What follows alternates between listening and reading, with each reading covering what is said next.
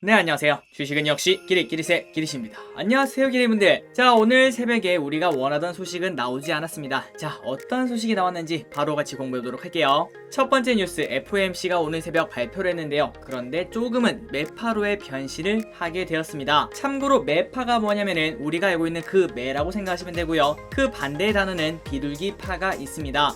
딱 이름에서 느낌이 오시죠? 그러니까 매파는 시장에는 조금 친화적이지 않은 이런 생각을 해볼 수 있고요. 그리고 반대로 비둘기파는 뭘까요? 당연히 시장에 친화적인 성격이라고 보면 되겠죠. 그리고 두 번째, 삼성전자 10만 5천원 목표가 리포트가 나왔습니다. 어떠한 이유 때문인지 한번 살펴보도록 하고요. 그리고 지난번에 같이 공부했었죠. 최근 들어서 여행 관련주가 단기 고점 신호가 나왔다. 그래서 최근 조금씩 흐르고 있었는데요. 그런데 오늘 한 가지 리포트가 나왔는데 고점이 아니고 이제 시작일 수도 있다라는 시각이 존재하고 있습니다. 그래서 우리는 당연히 이 시각을 공부해볼 필요가 있겠죠. 조금 뒤에 공부해보도록 하고요. 마지막으로 카드를 쓰면 이제 현금으로 돌려주는 시스템이 나올 수도 있다라고 합니다. 자, 이 말은 또 무슨 소리인지 같이 확인해 보도록 하겠습니다. 자, 매일매일 주린이를 위한 경제 뉴스 10분 정리, 벌써 2021년 6월 17일 목요일입니다. 오늘 하루도 모두 고생 많으셨고요. 내일만 이제 일하면은 또 이틀 쉬겠군요. 같이 공부하시죠. Let's get it!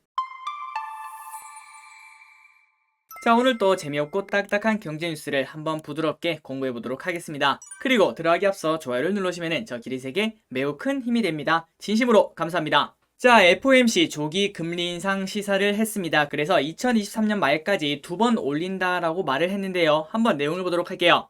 자, 미국 중앙은행 연방준비제도가 조기 금리 인상을 시사하며 2023년까지 최소 0.5포인트 오를 것이라고 밝혔다. 올해 인플레이션 전망치는 이전보다 1%나 높이 3.4%로 상향했으며 그 반면 일각에서 기대했던 테이퍼링에 대해서는 침묵을 했다고 하네요. 자, 그러니까 지금 이제 이 말을 보면은 테이퍼링 같은데 테이퍼링 아닌 테이퍼링 같은 너, 이렇게 생각을 해볼 수 있을 것 같습니다. 자, 이렇게 금리는 줄이는데 아직까지 테이퍼링 얘기는 하고 있지 않습니다. 그런데 결국은 테이퍼링을 할 수밖에 없고 우리도 이미 다 알고 있죠. 그러니까 무금 처리로 우리 곧 테이퍼링 할 거야.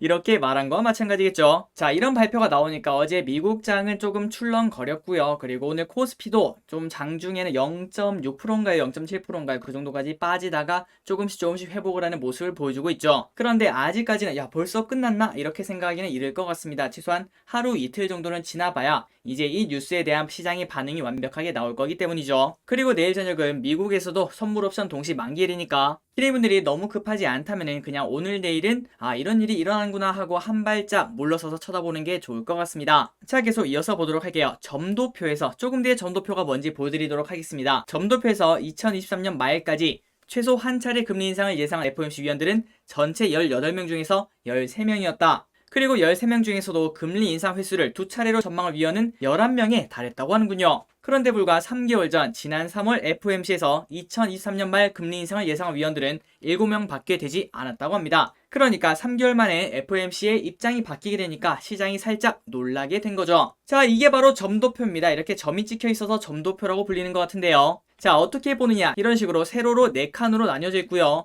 그리고 가로 여기 파란색 선 보이시죠? 여기가 지금 이제 제로 금리라고 생각하시면 됩니다. 그리고 한 칸씩 올라갈수록 0.25, 0.5, 0.75, 1.0 이런 식으로 올라가게 되고요. 그리고 이제 FOMC에 참여한 사람들이 2021년에는 어떤 금리가 좋을까요? 라고 물어보면 무기명으로 이렇게 투표를 해서 점을 찍은 게 바로 점도표라고 생각하시면 됩니다. 자, 그래서 2021년이 가장 왼쪽이거든요. 이때는 모든 위원들이 어떻게 했죠? 다 제로 금리에 찍은 걸 확인할 수 있죠. 그런데 지금 시장이 살짝 놀란 이유는 바로 이거죠. 2022년에도 그러니까 이제 내년이고 이제 6개월밖에 남지 않았습니다. 그때 아래 보시면은 대다수의 점이 찍혀 있는 걸 확인할 수 있지만 하지만 0.25 위에도 5개가 있는 걸 확인할 수 있고요. 그리고 0.5 위에도 2개나 있는 걸 확인할 수 있죠. 그러니까 가면 갈수록 연준의 입장에서는 금리를 빨리 올려야 될 것 같은데요. 이렇게 말한다고 볼 수 있겠죠. 다음으로는 더 중요한 게 이거죠. 2023년에는 이제 제로금리는 5명밖에 되지 않고요. 0.25도 2명밖에 되지 않습니다.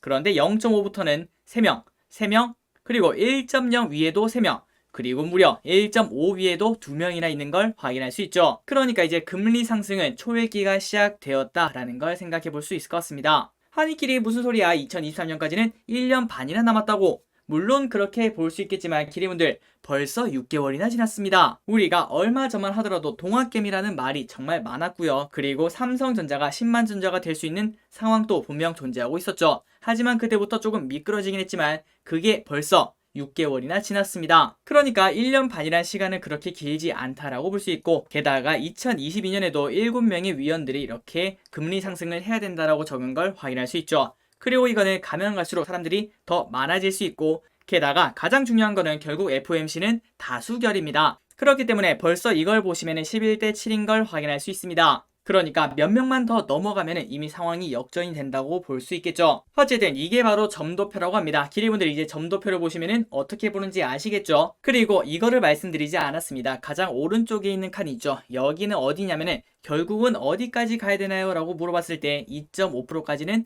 가야 된다. 이런 시각이 많은 걸 확인할 수 있죠. 그래서 이 추세를 봤을 때는 2024년 말쯤에는 한 2% 정도에 도달하지 않을까 이렇게 볼 수 있을 것 같습니다. 그리고 연준에서 이렇게 입장을 바꾼 이유가 있겠죠. 올해 인플레이션 전망치는 기존 2.4%밖에 되지 않았는데 3.4%로 대폭 상향했다고 합니다. 그리고 2022년 전망치는 2.0에서 2.1%로 2023년은 2.1에서 2.2%로 소폭 상향했다고 하는군요. 게다가 올해 성장률 전망치도 6.5에서 7.0으로 높였다고 합니다. 그러니까 경기가 생각보다 좋다 이렇게 말할 수 있겠죠.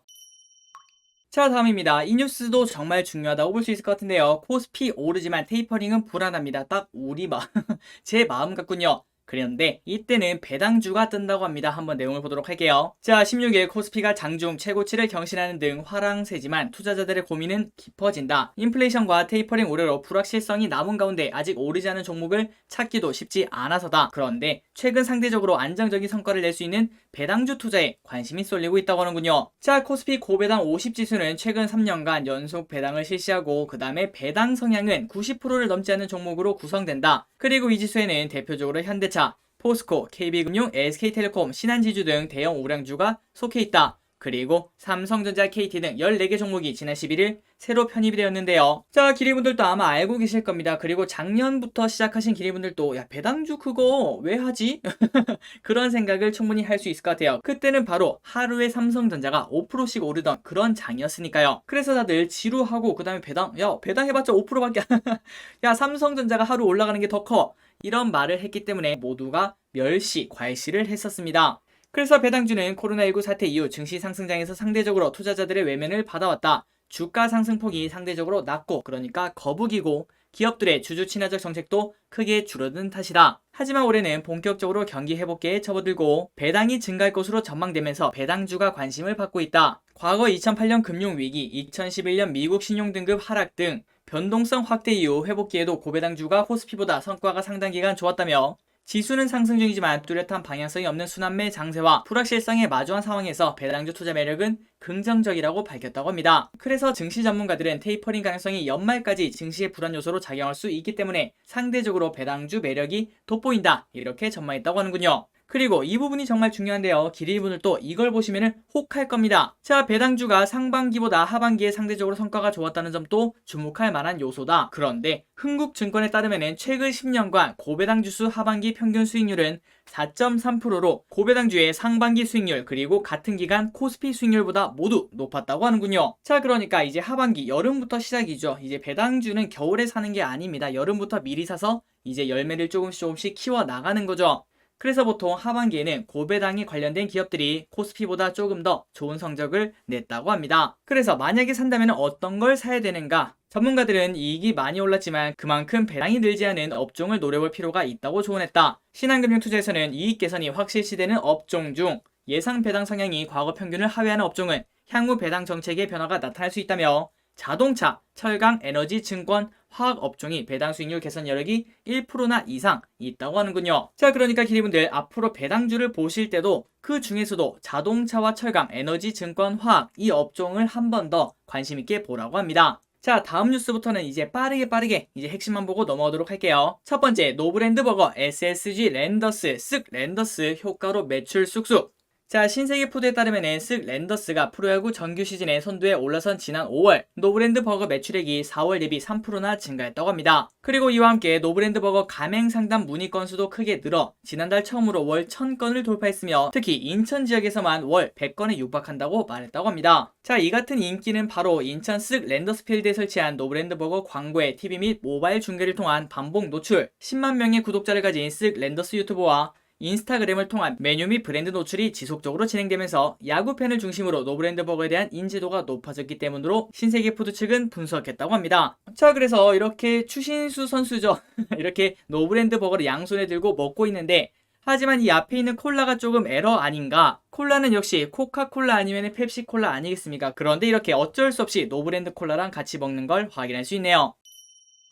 다음입니다. 백신 접종 후 타이레놀 대란에 얀센만 웃는다. 10명 중 9명 이상이 타이레놀만 찾아요. 다른 약을 추천하며 성분은 같고 이름만 다르다고 설명해도 끝까지 타이레놀만 고집한다. 최근 들어서 약국에서 이렇게 많이 호소한다고 합니다. 자, 전국에서는 타이레놀 품귀 현상이 벌어지고 있는데요. 벌써 오래되었죠. 그 이유는 바로 백신을 맞으면 발열 그리고 오한 증상이 나타난다고 합니다. 그래서 거기에 대비해 타이레놀을 찾고 있다고 하는군요. 그래서 보건당국이 타이레놀이랑 같은 성분의 약을 홍보하고 있지만 참고로 이 약의 성분이 뭔가 아세트 아미노펜입니다. 그런데 타이레놀 쏠림 현상은 좀처럼 해소될 기미가 보이지 않는다고 하네요. 자, 그래서 많은 사람들이 타이레놀만 찾는 이유가 무엇인가? 그건 바로 방역당국의 입에서 촉발됐다고 하는데요. 지난 3월 브리핑에서 백신 접종 후 열이 나거나 하는 경우 타이레놀 같은 해열제를 복용하는 게 적절한 것 같다. 이 말 한마디 때문에서 시작이 되었습니다. 그래서 원래 방역당국에서 말하고 싶은 거는 백신 접종 이후에 아프면은 아세트 아미노펜을 드세요 라고 말을 해야 되는데 거기서 특정 브랜드를 말이란 거죠. 그러다 보니까 소비자들 입장에서는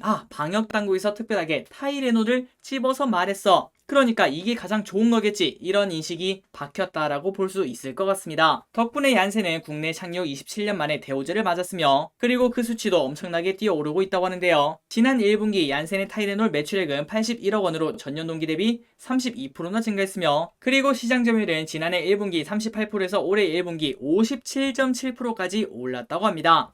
그런데 저 길이 쓴 이 기사를 보고 그런데 결국은 이제 다른 진통제도 같이 잘 팔리지 않을까 이렇게 생각을 했습니다. 하지만 반면 1분기 국내 제약사들의 진통 해열제는 되려 부진했다. 한미약품의 진통제는 지난해 1분기 12억 원에서 올해 1분기 6억 원으로 매출이 절반가량 줄었으며 또 다른 회사들도 55.7% 줄었고 그 다음에 53.1% 줄었고 59.6%나 감소했다고 합니다. 그러니까 이 모든 거를 타이레놀이 쓸어간다라고 생각을 해볼 수 있겠네요. 자, 이런 걸 보면은 방송 앞에 나오는 사람들은 정말 조심을 해야 될 것 같습니다. 정말 많은 사람들한테 영향을 끼칠 수 있는 사람, 우리가 보통 인플루언서 이렇게 말을 하는데요. 그런데 거기에는 방역당국도 포함이 될 수 있겠죠. 거기서 원하지는 않았지만 이런 일이 발생할 수 있는 걸 확인할 수 있었습니다. 저 길이 또 물론 그 정도의 파급력은 당연히 없고 앞으로도 없을 확률이 매우 높지만 그래도 항상 저 때문에 어떠한 한 분이라도 피해를 볼 수 있다 이런 생각하에 모든 언행을 조심하도록 하겠습니다. 자, 다음입니다. 이 뉴스를 보시고 난 다음에 길이분들의 생각을 한번 남겨주시면 정말 감사하겠습니다. 빨간 날 4일 더 생긴다. 지난번에 같이 공부했었죠. 그런데 빨간 날이 더 생기면 소비 진작은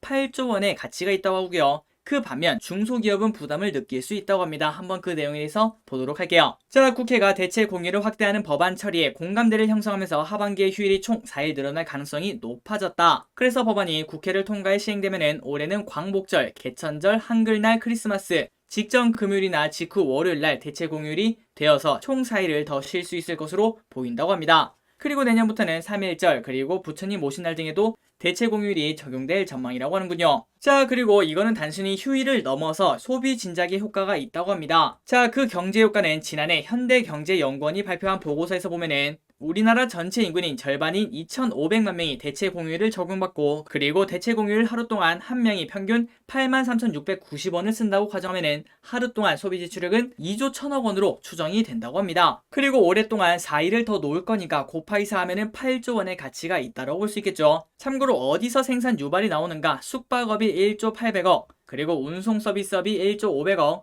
음식업이 1조 5,500억, 마지막으로 오락 문학 서비스업이 5,200억으로 분석을 했다고 하는군요. 그래서 우리가 지금 생각했을 때는 야 그냥 휴일이면 쉬지 뭐 이렇게 생각을 할 수 있겠지만 그런데 이런 식으로 소비를 진작시켜 경제를 살리는 이런 영향이 충분히 있을 수 있다고 합니다. 그러나 대체 공휴일이 기업들에게는 부담으로 작용할 것이라는 지적도 나온다고 하는데요. 대체 공휴일이 4일 동안 생기면은 무엇보다 중소기업계에 문제가 생길 것이라며 일단 조업에 차질을 빚을 수 있고 한국은 휴일 근로수당이 다른 나라에 비해 상대적으로 높기 때문에 비용 부담이 커질 것이라고 말했다고 합니다. 이어 공휴일 관련 법안의 취지는 결국 쉬자라는 것인데 중소기업은 인력난 때문에 실제로는 근로자들이 제대로 쉬기도 어려울 수 있다라고 밝혔다고 하는군요. 자, 기리분들이 생각했을 때는 어떤가요? 대체 공휴일이 있는 게 좋은가요? 아니면 없는 게 좋은가요? 물론 그날은 시장이 열리진 않겠지만 저 기릿은 일단 하는 게 좋다라고 생각을 합니다. 그 이유는 바로 주식시장이 열린다고 하더라도 내 주식은 오르지 않기 때문이죠.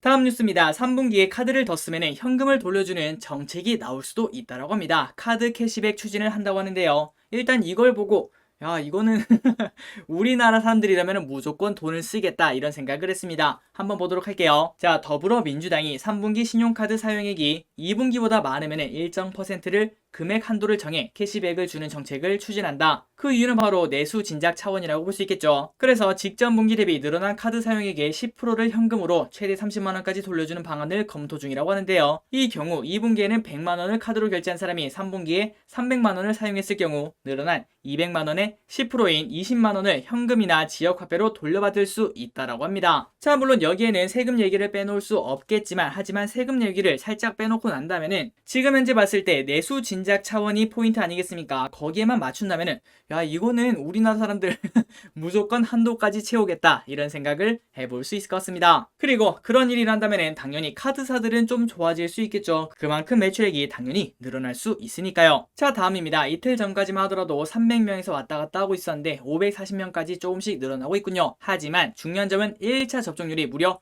26.9%까지 올라왔다고 합니다. 그러니까 조금 상징적이라고 볼 수 있죠. 25%를 뛰어넘었습니다. 그 말은 그냥 우리 주위의 사람들을 불특정 다수를 봤을 때 4명 중에 1명은 이제 백신을 맞았다는 것이겠죠. 다음입니다. 푸틴 미러 회담 건설적 양국 대사 복귀 합의. 자, 안 그래도 FOMC 때문에 정신없는 상황에 만약 여기서 트럼프처럼 막 뛰쳐나오거나 그런 상황이 있었다면 조금 더 머리가 아플 수 있었겠죠. 하지만 러시아 대통령이 미국 대통령과의 정상회담에서 양자 간 일부 이견이 있었지만 상당히 건설적인 회담이었다고 평가했다고 합니다. 그러니까 잘 끝났다고 볼 수 있겠죠. 그리고 푸틴은 러시아와 미국이 함께 해결할 수 없는 문제는 하나도 없다라고 덧붙였다고 합니다. 다음 뉴스입니다. 지난달에 같이 공부했었죠. 알몬 배추 충격 때문에 지난달에 들어온 수입산, 그러니까 중국산 김치가 크게 줄었다라는 걸 같이 공부했던 적이 있었는데요. 하지만 다시 늘어났다고 합니다. 자, 관세청에 따르면 지난 5월 중국산 김치 수입량은 21,147톤을 기록했다. 한 달 전에는 18,000톤이었는데 다시 16%나 증가했다고 하는군요. 그리고 참고로 지난 4월은 4년 9개월 만에 가장 적은 양이었다고 합니다. 그때 바로 알몬 김치 때문에 사람들이 중국산 김치를 기피를 해서 이런 현상이 나타났었죠. 하지만 단 한 달 만에 16.9%나 상승을 했다고 합니다. 자, 그 이유가 무엇인가? 바로 가격 때문인데요. 너무나 압도적으로 가격 차이가 난다고 합니다.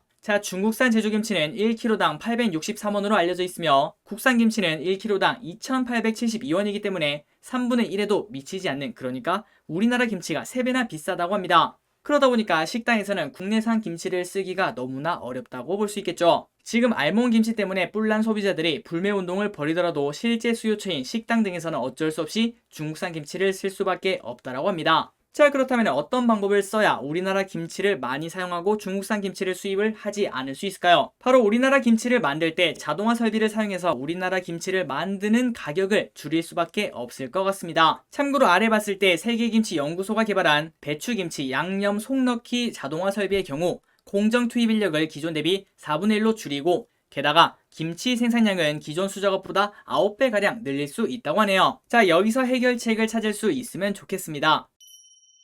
다음으로 오늘의 종목 2개를 보고 이제 끝내보도록 할게요. 첫 번째, 삼성전자 고점 도달. 그런데 그게 아니라고 하네요. 주가는 재반등할 것이라고 합니다. 하나투자증권은 17일 삼성전자에 대해 많은 우려가 이미 주가에 반영됐다며 투자 의견 매수, 목표 주가를 10만 5천원을 유지했다고 하는군요. 자, 그 이유가 무엇인가? 삼성전자의 2분기 실적에 대해 매출액 60조, 그리고 영업이익 11조 4천억 원으로 컨센서스를 상회할 것으로 전망한다고 합니다. 게다가 투자자들은 메모리 가격이 4분기에 하락할 것이라며 3분기 실적을 정점을 찍고 하향 곡선을 그릴 것이라고 걱정한다고 합니다. 그런데 재고가 여전히 낮은 수준이고 공급 과잉으로 전환될 가능성은 제한적이므로 4분기 메모리 가격도 걱정할 필요가 없이 양호한 수준이 될 것이라고 판단했다고 합니다. 이어 올해 들어 인플레이션 우려로 IT 종목의 밸류에이션이 할인받기 시작했지만 메모리 사업 펀더멘털이 강하게 나타나고 있다며 4분기 메모리 가격 하락 우려가 해소되기 시작하면은 주가는 재반등할 것이라고 내다봤다고 합니다. 그러니까 지금 벌써 2분기가 끝나갑니다. 3분기가 코앞이라고 볼 수 있겠죠. 그리고 3분기가 되면은 야 잠깐만 4분기에 메모리 가격이 낮아질 거라고 생각했는데 꼭 그게 아닐 것 같은데 이런 생각이 스멀스멀 올라오면서 주가는 한 번 더 재반등할 수 있다 이렇게 본다고 볼 수 있겠죠. 자 그래서 삼성전자 지금 차트를 보시면은 계속 바닥을 다지는 모습, 그러니까 조금 재미없는 모습을 계속 보여주고 있는데요. 자 삼성전자가 105,000원까지 갈지 안 갈지는 모르겠지만 하지만 굳이 가지 않더라도 8만원 초반대에서는 그냥 장기적으로 보고 충분히 매수할 만한 가격대라고 생각합니다. 물론 앞으로도 시장이 조금 흔들리면서 지난번에 그랬듯이 8만원을 깨고 잠시 내려갔다가 올라올 수는 있겠지만 하지만 결국 삼성전자 8만원에서 85,000원 여기 사이를 계속 버티고 있는 걸로 봐서는 한 번 더 상승할 수 있는 가능성이 충분히 있기 때문이죠. 그러나 가장 중요한 건 그겁니다. 지금 바로 막 급등하느냐 그거는 아무도 모르고 그럴 확률은 조금 낮다고 볼 수 있겠죠. 그렇기 때문에 너무 급하게 매수하지 마시고 천천히 매수하시는 게 좋을 것 같습니다. 자 마지막입니다. 모두 투어 여행 빗장 풀린다. 투자 의견 목표가 상승. 자 이 리포트는 정말 조금은 충격적이었습니다. 지난번에 같이 공부했다시피 최근 들어서 대주주도 매도하고 있고 그리고 하나투어, 모두투어, 대한항공 이런 기업들은 조금 많이 올랐다. 그리고 아직까지 실적도 나오고 있지 않다. 이러한 이유 때문에 지금은 단기 고점이 아닐까 이런 생각을 했었는데요. 하지만 이베스트 투자증권에서는 완벽하게 다른 생각을 꺼내왔습니다. 한번 보도록 할게요. 자, 이베스트 투자증권은 모두투어에 대해서 국내외 백신 접종자 2주 자가격리 면제 등 여행의 빗장이 해제되고 있다며 투자 의견을 중립해서 매수로 올리고 목표 주가를 38,000원으로 153%나 올렸다고 합니다. 자, 제일 처음에 보고 38,000원이라는 수치를 본 다음에 야, 오타냐? 이런 생각을 했는데 하지만 정확히 적었더라고요. 자, 이베스트에서는 코로나19 종식 기미는 아직 보이지 않습니다. 하지만 해외 송출객 회복 모멘텀은 강화됐다는 판단이라며 모두 투어를 포함한 여행사 주가 수익률은 연초 대비 47%나 상승했다고 합니다. 그리고 3분기를 기점으로 4분기로 갈수록 가파르게 매출 개선이 이루어질 것이라며